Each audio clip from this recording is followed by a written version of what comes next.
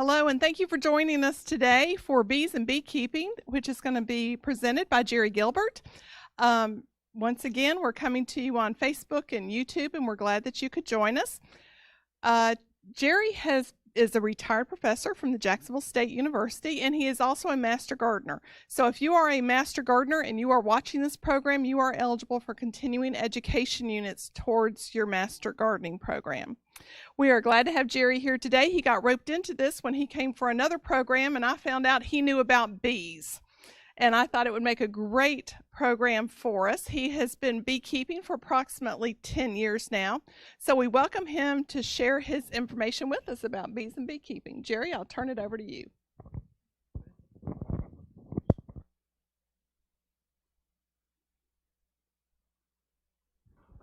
Thank you. Glad to be here. I hope that all of you get a lot of benefit from this. I put together sort of a listing of some of the different types of people that I felt might be interested in this particular program. And then I tried to get information within the program that would be beneficial to each of those groups at one point or another. So if at first you don't hear something that you're interested in or that will be helpful to you, hold on. Hopefully it will come up later in the program. One group would be, of course, those who are considering becoming beekeepers. A lot of people are interested in beekeeping.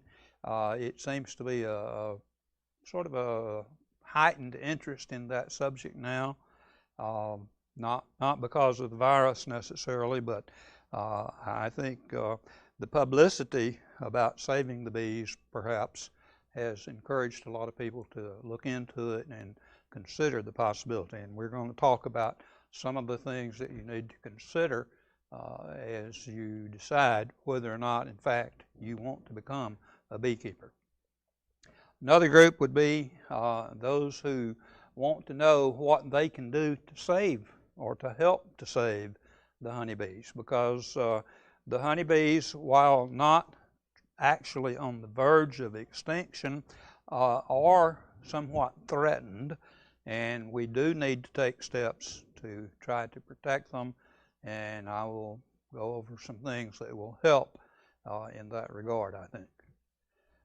Third group would be those who simply want to improve the pollination of their garden plants, their flowers, their shrubs, even their trees, because good pollination ends up producing good blooms and fruit, etc. So hopefully you'll get something out of this along that line. And another group would be those who want additional information on how they can improve their own current or perhaps future honeybee production, or most exactly honey production. And then finally, the group who simply is interested in learning more about one of the most fascinating organisms around, as far as I'm concerned. They're highly interesting to study, to observe, and maybe some of you are just interested in that aspect of keeping bees or of bees in general.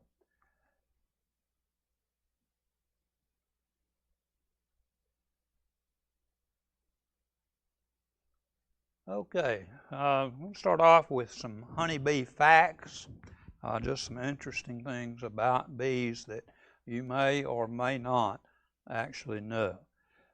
First of all, you might be surprised to find that they are not native to our country. They've been here a long time, having been introduced in 1622, but they are not natives to the U.S. or actually even to the Western Hemisphere. They have existed, though, for somewhere near about 100 million years. So they've been around in the world a long time, just not in the U.S. For nearly that long. There are thousands of different species of bees, but of all of those thousands, there are only 7 distinct species of honeybees. You know, there are bumblebees and carpenter bees and just on and on and on types of bees, but the honeybees are relatively few in number as far as different species is concerned. Honeybees are unique in their practice of storing honey, producing and then storing the honey in order to be able to overwinter in their colony. They will not all be alive to get through the winter, as we'll see in a bit, but maybe a quarter of the ones that are around during the summertime will be also in the hive during the winter, and they have put up adequate, more than adequate actually, stores for their well-being through the summer, through the winter. Problem is that a lot of us take that honey from them, and that puts them in a world of hurt. But they are unique in doing that. The average colony. Now, I should say something about the distinction between a hive and a colony. The hive is the house, so to speak, that the bees reside in. The colony would be the bees themselves.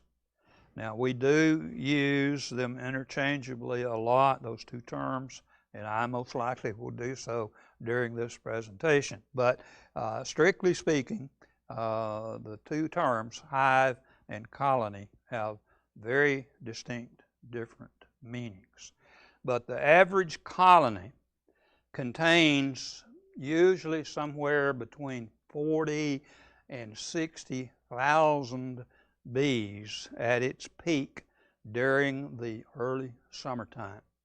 That population drops off to less than a fourth of that number during the winter due to their death.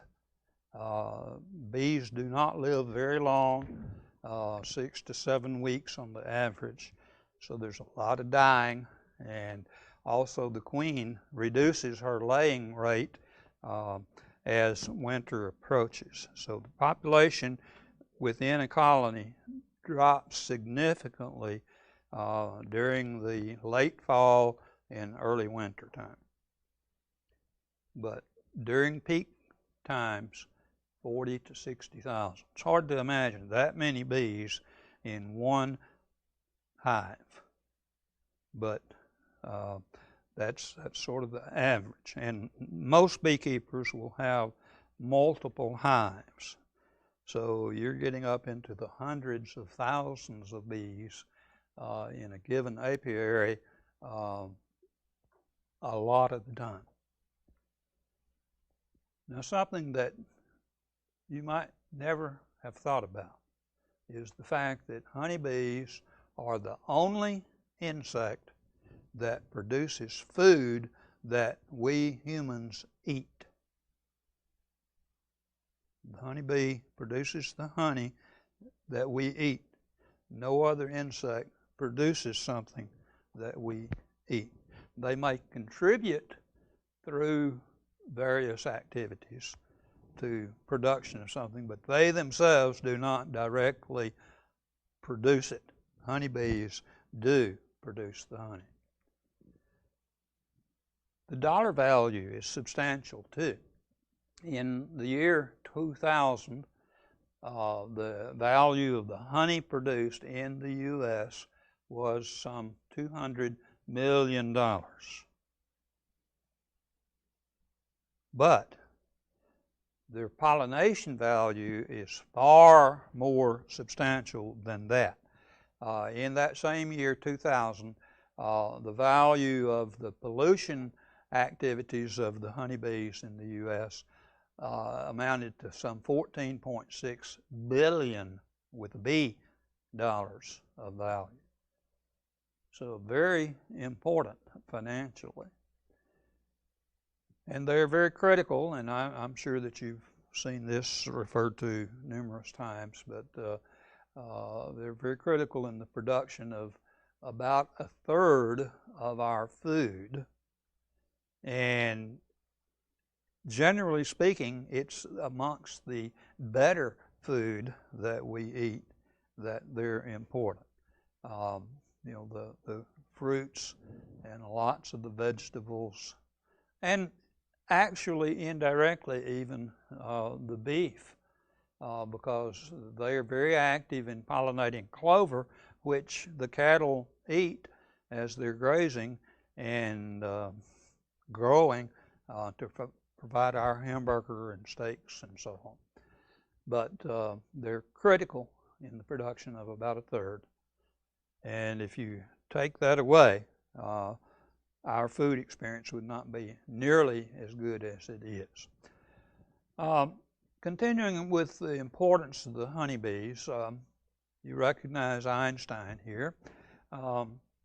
Einstein is attributed, or maybe I should say a quote is attributed frequently to Einstein about the importance of the bees. The statement is, if the bee disappeared off of the surface of the globe, then man would have only 4 years of life after that to live. No more bees, no more pollination, no more plants, no more animals, no more man. Well, I hate to destroy that sentiment that may create, but Einstein actually did not say that. Yeah, it is on the internet, but he did not actually say it. It's just something that someone attributed to him at one time or another. But it does get people's attention. Now, I said earlier that honeybees are not under immediate threat of extinction, even though we currently in the U.S. Lose anywhere from 30 to 40% of the colonies each and every year. And you would think after a few years at that rate that would eliminate the honeybee. But actually, through a number of different steps, their numbers stay about the same overall, or maybe even increase from time to time. Among those activities are what we call splitting, where you take an existing colony and divide it into 2 or even more colonies and add a queen to the new ones that are created. The production of queens, I don't talk about that here, but there are a number of beekeepers and bee scholars who artificially inseminate queens, and that can add to the number of bees in the world as well. The bees naturally split themselves.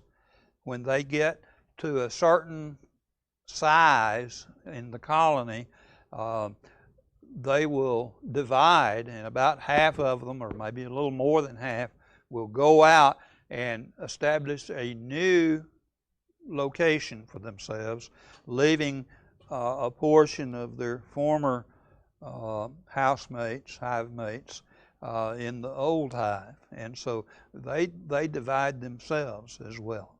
So given all of those things, splitting, production of queens, and just the natural process of the bees themselves, the honeybees are not severely threatened at this point.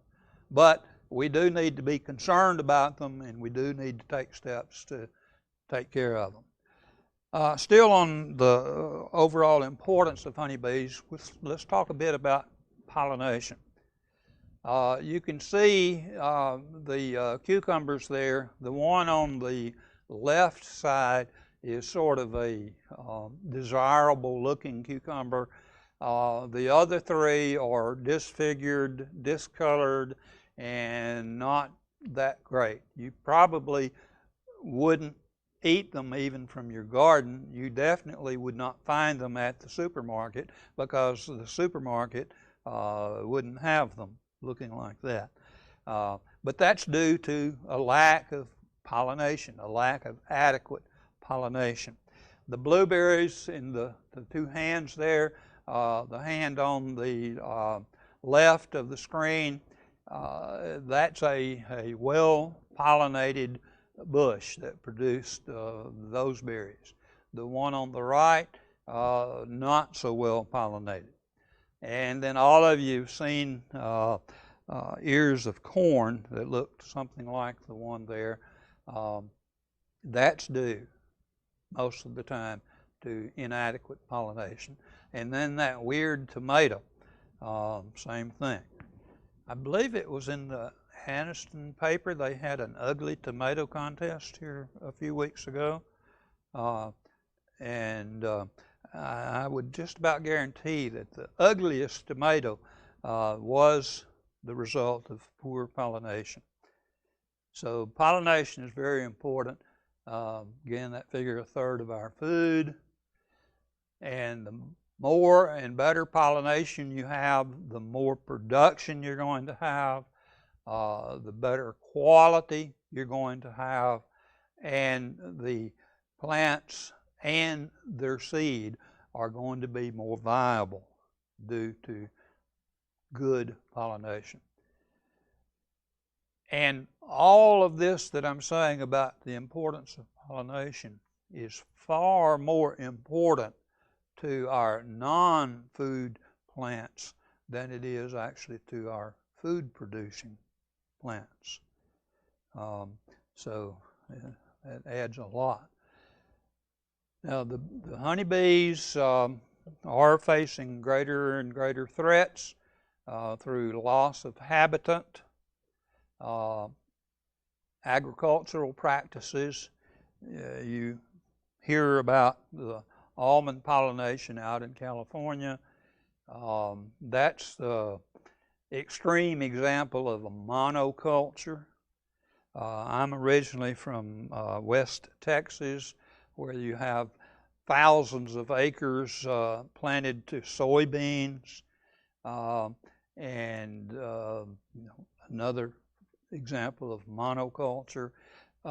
That may be good for the bees for 2 or 3 weeks during the blooming period, but thereafter there's nothing in those huge fields or orchards for the honeybees.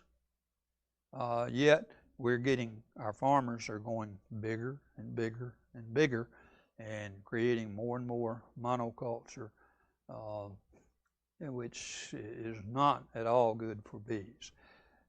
You also have the fact that a lot of beekeepers are using ill-advised products to try to medicate their bees.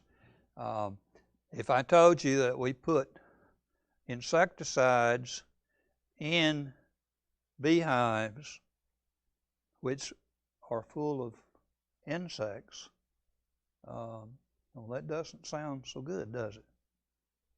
But and there are a lot of other things that beekeepers do that are not really good for bees. And then the general public also does a lot of things that are not good for the honeybees. Well, let's talk a little bit about how busy bees are. We've always heard that so-and-so is busier than a bee. Well, how busy actually are honeybees? They tend to forage, go out and find nectar pollen, resin, which we beekeepers call propolis, and other products, water, minerals, and so on. And they will readily go out to about 3 miles distance to find what they want, what they need, and then bring it back to the hive. They could go farther, but it's not really efficient. That is to say that it costs more in terms of their energy that they burn and have to replace than they get out of the trip if they go much over 3 miles. So they can do it, but they rarely do because it's not efficient. Each little bee will visit anywhere from 50 to maybe 100 flowers per trip. And they will make between 10 or somewhere around 10 flights a day that are about 30 minutes in duration each. So they're doing a lot of flying, estimated that they fly somewhere around 500 miles in their lifetime. And, you know, they're little bitty guys. Well, see, I made a mistake. I said, guys, you're going to see in a moment that almost all of the bees are girls, not guys. But it's hard. Maybe it's male chauvinism or something. But it's hard to get used to saying, you know, like Teresa said, I've been doing this for 10 years or so, and I still, from time to time, talk about the honeybees that are doing the foraging and making the honey and so on as if they're male, but they're not. They're female. But they fly approximately 500 miles during their life. And it's interesting to note that bees have a really strong sense of fidelity or loyalty to flowers.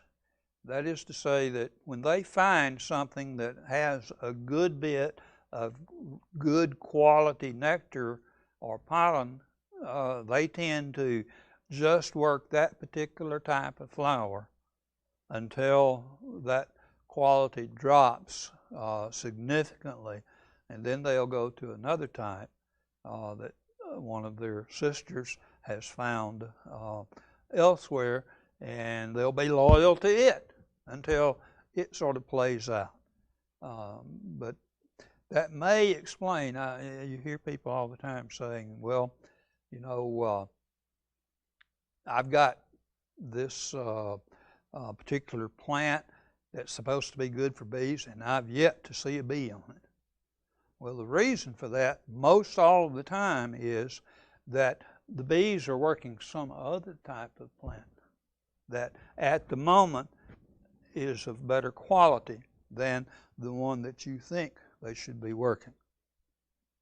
But they are loyal until they have pretty much consumed what's there.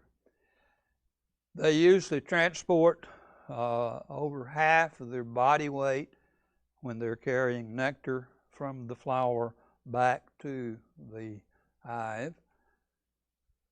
And here we get into their life expectancy. The average bee only lives 6 to 7 weeks during the summertime.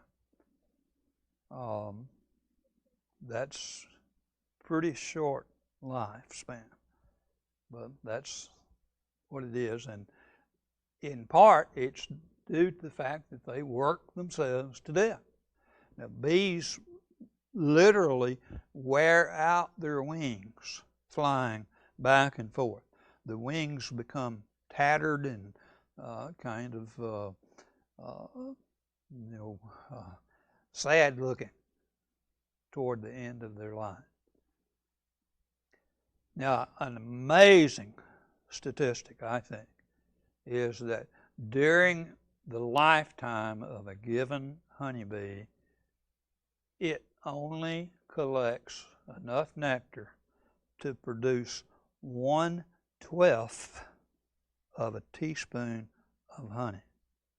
Putting that another way, it takes 12 bees' entire lives to produce 1 teaspoon of honey.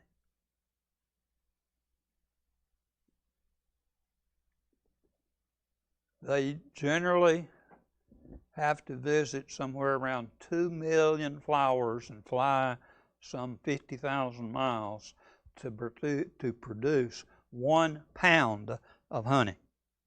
And there are about 3 pounds of honey in a quart. So that's a lot of activity to produce 1 jar of honey. Okay, now what you really are here for. The sex life of bees, of honeybees. And I am going to make some comments about Queen Elizabeth here in a little bit too. But at the top left of the screen, you see the 3 types of bees. The drone, that's the male. Then the queen bee in the middle. And then the worker bee on the right side of the group of three.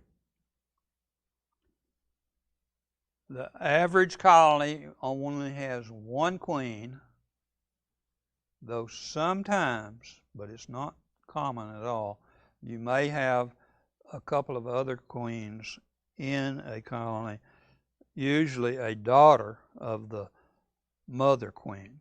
But generally speaking, there's just going to be 1 queen. And the queens are bloodthirsty. They will kill off competing queens or bees that might become queens just to hold on to their power.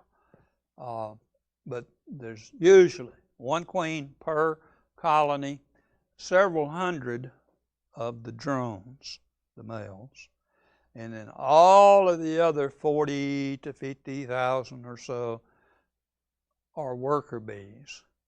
And each and every one of those 40 to 50,000 are female.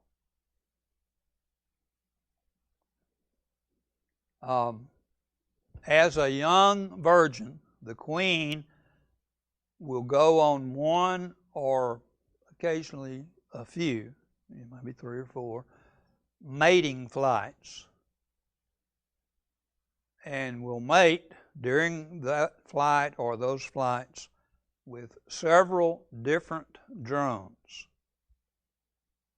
storing the semen in her body, which she uses then for the rest of her reproductive life. You know, she makes that early mating flight or handful of flights, fills up with the sperm, and that's all. She does not mate again, and oftentimes never even flies again. Her only job is to lay eggs. And I'll ask you, how many eggs do you feel that a queen bee could lay? Let's say in a day. Now, I keep chickens. Those chickens sometimes lay 1 egg a day. The queen bee lays maybe 1,500 eggs a day. So it's not only the worker bees that are busy as a bee, but the queen bees is busy too. 1,500 or more eggs laying a day.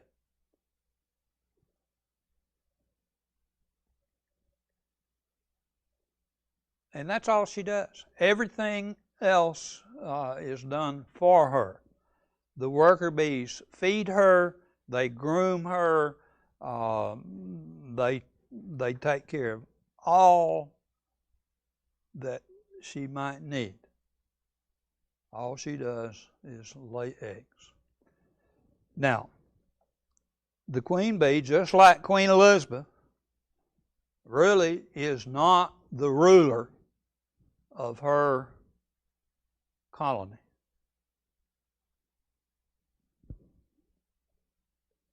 She's called queen because initially, beekeepers of old, I'm talking about hundreds of years ago, thought that it was a king bee that did everything. But then they decided that it's the queen bee. But they were wrong in both cases. The workers are the ones that really make the decisions. And they make those decisions on the basis of consensus that emerges as a result of actions of different bees. You've got a forager that's returning with a lot of nectar inside her honey sac, and she passes it off to another worker bee ready and waiting there in the colony. And if that one that is waiting is really quick and frantic in getting that nectar as quickly as she can, then that's a signal to the foraging bee that, hey, there's a demand for it. We need to do more and do it faster. But if, on the other hand, the receiving bee is slow and lethargic, then the word gets around that, well, we don't need to be working quite as hard. There's not enough demand for it, so we can slow it down, we can rest a little easier, and so on. So various actions of the different bees regulate the behavior of the colony as a whole.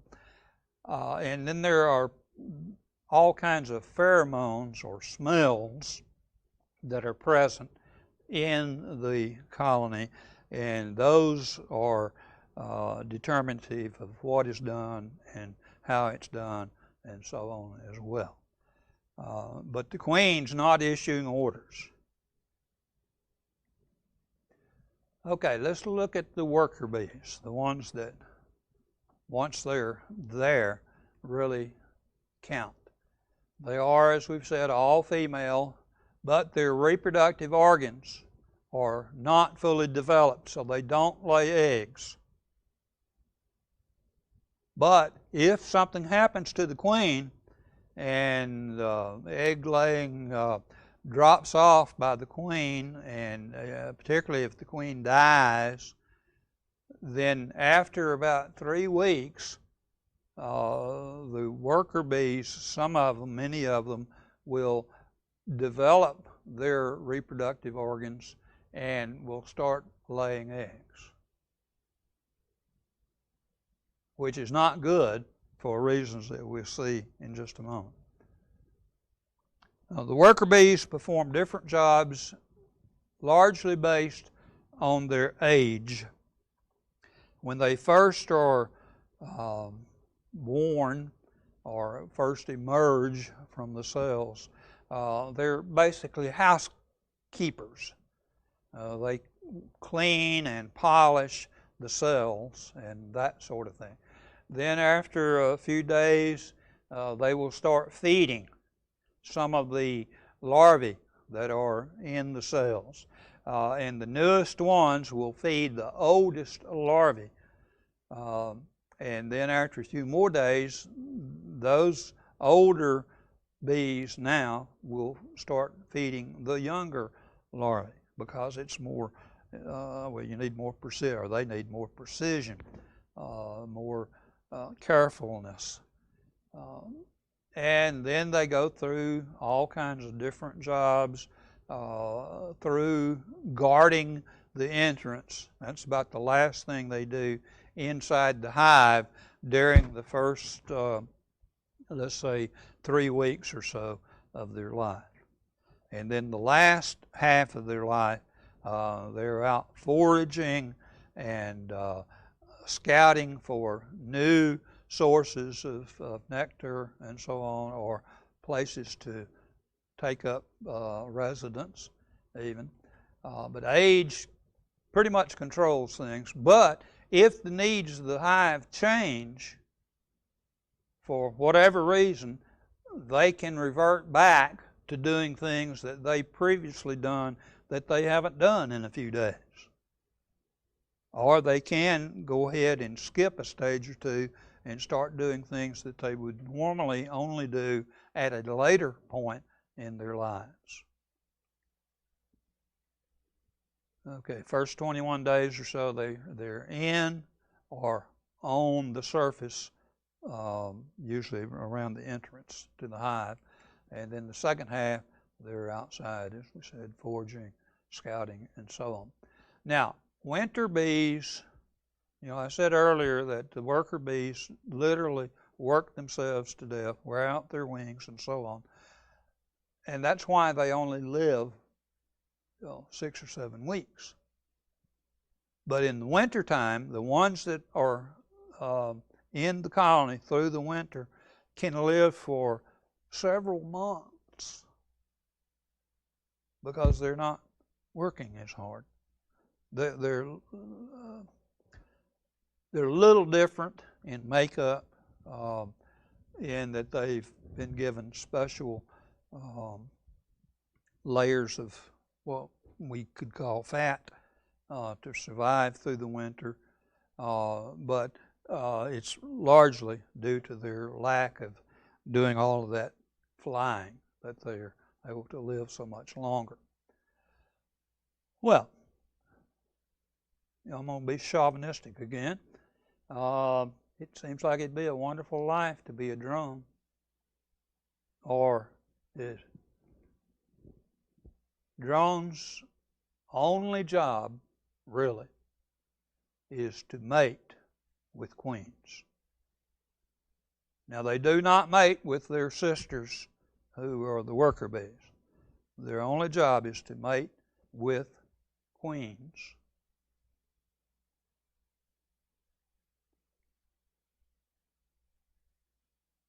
Somewhat like the queen, not quite to the extent, but the drones are also largely taken care of by the worker bees. Now they spend, once they're matured, they spend most afternoons at the DCA in the neighborhood. The DCA is a drone congregation area. And it's kind of like Pop's Drive-In that teenage boys cluster around waiting for young girls to come by. But these drones, they're waiting for virgin queens to fly by. And then a cloud of them will take after that virgin queen, and only the ones that are the most athletic and powerful catch up with the queen and mate with her. Most of them do not get the opportunity to mate. Well, that might sound good until you think about the fact that, hey, there are only a few queens in the neighborhood. Generally, one per colony. So chances are not very good. Plus, there are several hundred drones. Lots of competition. But the worst thing is that if a drone is successful in catching a queen and mating with her, the last sequence of that mating process results in that drone's death. His, I'll be sort of crude here, I guess, but his junk is pulled out of him and he falls to the ground dead. Now, it's one time and done for the drones. If they don't get that one time, they live until things tighten up food-wise toward the end of the summer. And then their sisters, the worker bees, start forcing them out of the colony, out of the hive, and let them die. Drones do not survive the winter.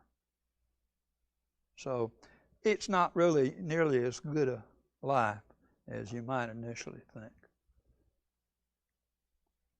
There's an ancient riddle that is important to understanding bees, I guess. Which type of honeybee, drone, queen, worker bee, which type has a grandfather but does not have and has never had a father? Well, since we're talking about drones, you probably guess that it's a drone, and that's true. Because when the worker bees are building the cells, they build some of them a given size for worker bees, and then they build a few more a given size for drones. The drone cell is a bit larger, and so when the queen starts laying eggs, she lays according to the size of the cell. She will, she walks over it and measures it, and if it's worker bee sized, she drops a fertilized egg into that cell. If it's a drone-sized cell, she drops an unfertilized egg into that cell. So obviously then, the drones don't have fathers. Now they have a grandfather, but they don't have fathers.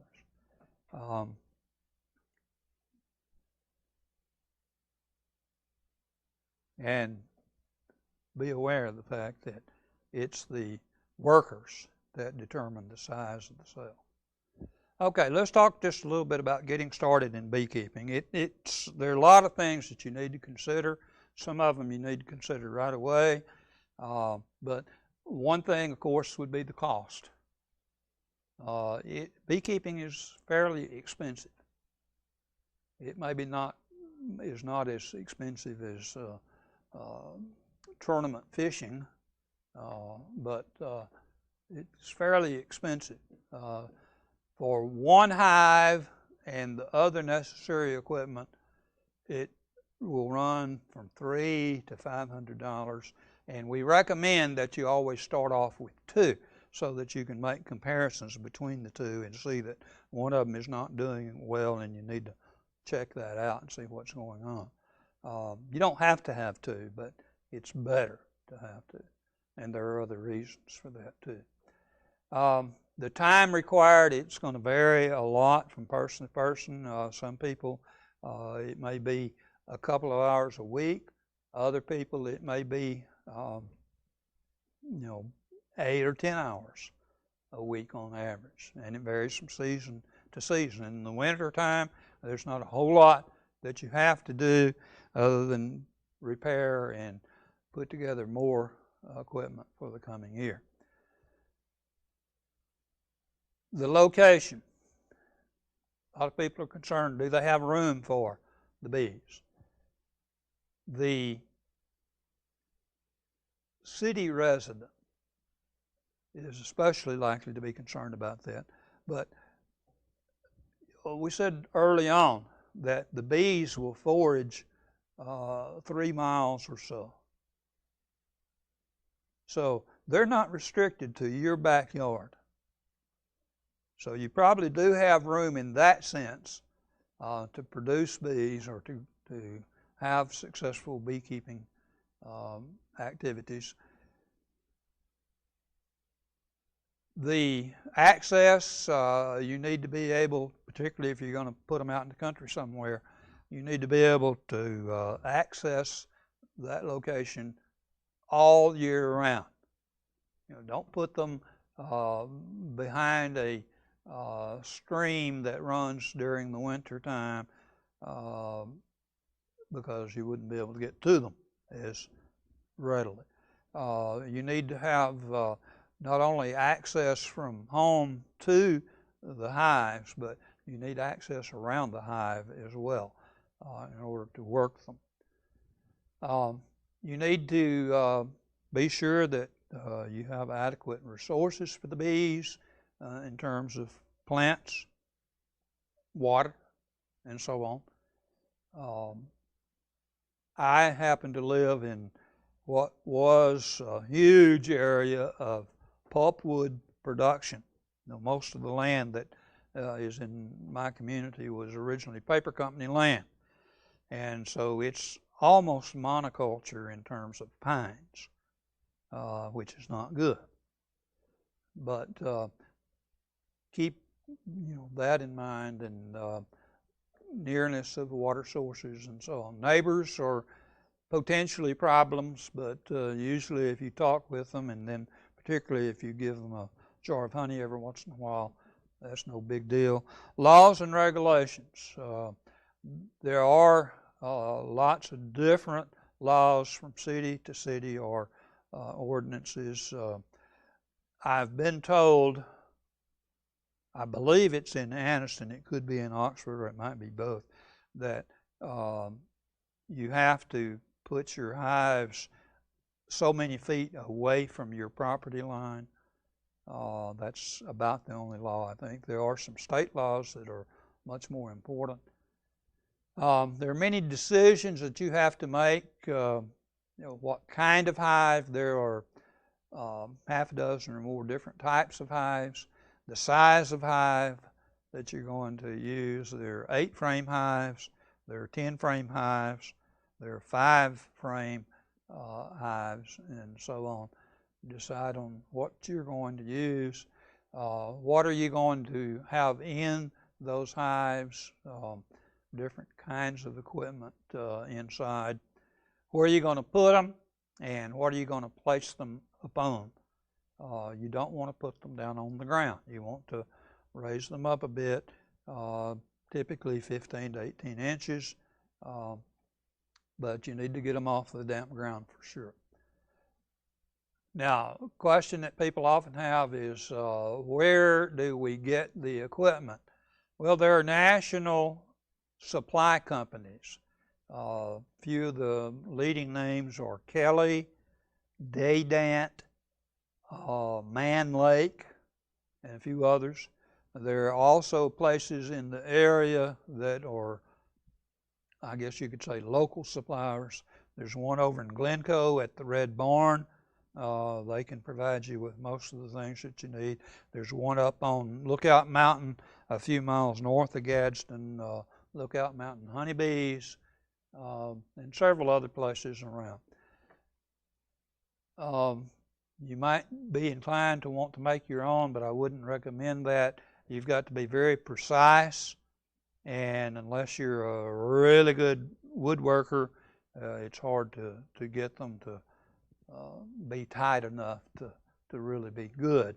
Plus, it takes a lot of time, and it's generally more expensive to make your own, because if you count your time, than it is to buy the equipment already made. And you can buy it either already put together and even already painted, or you can buy it just cut out pieces and put it together and paint it yourself. Where do you get your bees and how do you get them? There are basically 4 ways of getting them. Packaged bees, which is a little box of about 10,000 bees and a queen, and that's what is recommended for the beginner almost always. The nuke, and that has nothing to do with nuclear, that's a nucleus hive, so we call it a nuke. And a nuke is just a miniature full colony, full hive with a colony inside, queen and all, and it's in production already. Most of the boxes have 10 frames, they're about that wide. The nuke is about that wide. It has 5 frames most of the time. You can have 4 and even 3 frame nukes as well. Another possibility is capturing a swarm, or you can just buy existing hives. We don't really recommend buying hives with colonies inside because of the threat of disease and so on. But the most important thing of all is to get as much knowledge about beekeeping in advance of making all these decisions and taking all these steps as you possibly can. Study books, internet, and so on. Join a club. Our club here is the Northeast Alabama Beekeepers Association. We meet on the second Thursday night during non-COVID periods at least. We've had 2 Zoom meetings for the last 2 months, but I don't know how long that will continue. There's an Etowah County Beekeepers Association. There's one down in Clay and Randolph counties.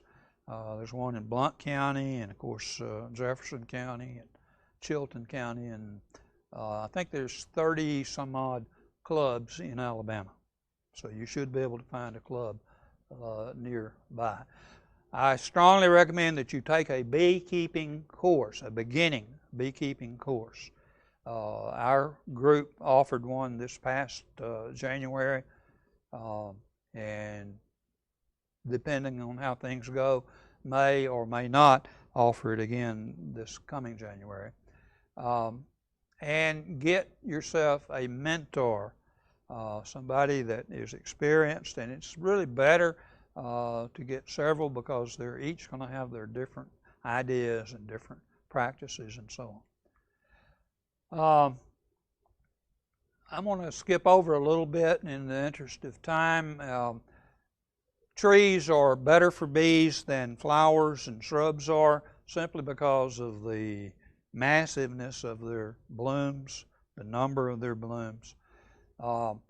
And if you're planting flowers for bees, it's far better to plant them in large clumps or all together, so the bees can just gently go from one to the other, rather than spreading them out all over your yard.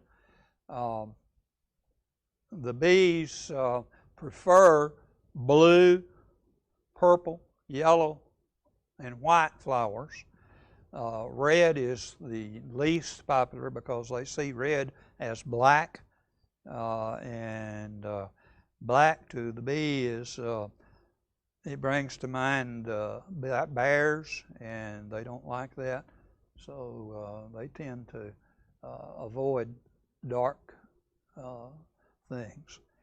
The yellow and the blue flowers in the center, the yellow one is how the human eye sees that flower. The blue one is how the bee sees it. And you can see that the target for the bee is highlighted in the dark blue there.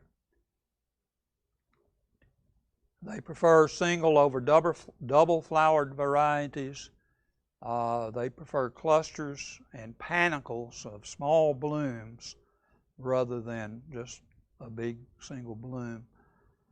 And try to avoid hybridized plants as much as you can because they tend to have limited pollen. Now, sunflowers are good for bees, but a lot of the sunflowers nowadays, the hybrid ones, are made to not have any or very little pollen, and so they're not so good for bees. I'm going to skip over a good bit and just go to the end at this point. 2 sources for the types of plants you might want to consider putting out for your bees or for the bees in general. Lintner's book, Garden Plants for Honeybees, and the Xerces Society's 100 Plants to Feed the Bees. Both are really, really good. And then there are a couple of Extension Service publications there. I won't go through all of that, but there's one from Alabama Extension Service and one from Georgia. Both have within them nectar and pollen or pollination within their titles. I had some bee plants that are good for different seasons. The winter time, which is the hardest time for the bees, late winter, but the loquat tree, the dandelion, the elm, and so on, those are good. The red maple is a really important one for the bees. In the springtime, probably the very best in the spring is the yellow poplar. Lots of blooms, very rich in nectar, and the bees love it. The redbud, surprisingly, is very good. The black locust is good, but I want to emphasize that you need to make sure it's a black locust and not a honey locust. Strangely enough, honey locust is not beneficial to the bees much at all. Most fruit trees and most berries are very good. In the summertime, most of your home garden plants, though things like corn and tomatoes that are wind pollinated, are not that great for bees, but most of the garden plants are. Sourwood tree is a great one for bees. Borage is really good. They love borage. Bee balm, and one of the best small trees is the chaste tree or vitex, and that's the one in the lower right, the lower left illustration there. And in the fall, just fixing to start, you've got goldenrod and asters are really good around this area, and salvias, especially Mexican sage and Russian sage, are very good. Okay, are there any questions that we have? Okay. Okay, if you do want to submit questions, I've got my email address here on screen. It's jerry@gilbertandco.com, and I'll try to respond to you as quickly as possible. If you are interested, you might want to consider joining our local association on Facebook. We have a Facebook group, Northeast Alabama Beekeepers Association, the group. And we've got over 500 members, if you can believe, in that particular Facebook group. Or if you want to join our association itself and come to our monthly meetings, take part in those, you can get information at this Facebook page about how to join the group. Okay, we had a question. Yes? Okay. Well, I'll certainly never complain about having to pay $12, $15 for a small jar of honey anymore. How long it takes them to do that. I've taken some really, $5, $6 money. I have a friend that was hooked on buying different types of honey years ago. So, I noticed there's a lot of, I picked up some money from the Navy area in Talladega, and muscadine honey of some kind had a peculiar taste to it. I guess what the bees feed on flavor the honey, right? It does. There are a lot of beekeepers. There's one in particular in Blount County that what he calls himself a varietal honey producer, and he purposely takes his bees mostly down toward the coast, and they make honey from the popcorn tree down there and several other different kinds of trees, and each of them has a different flavor, a different color, and so on. Yes. Where do you live in? Blount County. Okay, we stopped one place that had a home for varietal honey. And all these different types of honey. We got 4 or 5 small jars. Fascinating. You ever hear any more about the African bees? Have they just eradicated them, or how did they deal with them? No, they're not eradicated. They're still around, but thankfully, so far, they've pretty much been problems only in Florida, Texas and Arizona. They've not made any significant progress northward, and we have few, if any, in Alabama. But they're still around, and there are people who are trying to mix them. They're putting more gentle bee queens into Africanized hives to produce gentler bees and that sort of thing. So there is some dilution, perhaps, of their meanness, but they're still with us. Another question, if they have different size cells, you said, and the drone is a larger cell, and that's how they determine the cell size, whether they're going to lay a drone larva there or a worker bee larva. Who determines, is there in a way that you determine how many drone cells there will be in a typical hive, or how many worker size? Well, it's... And do they use the same cells to actually pocket the honey, or I know that might sound like a dumb question, but They do sometimes, and in fact there are bee producers that, or honey producers actually, that produce as many drones as they can, so that after the drones have emerged from the cell, the worker bees will fill those larger cells with honey. Mm-hmm. Yeah. Okay, yes. Okay, enjoyed it. Thank you.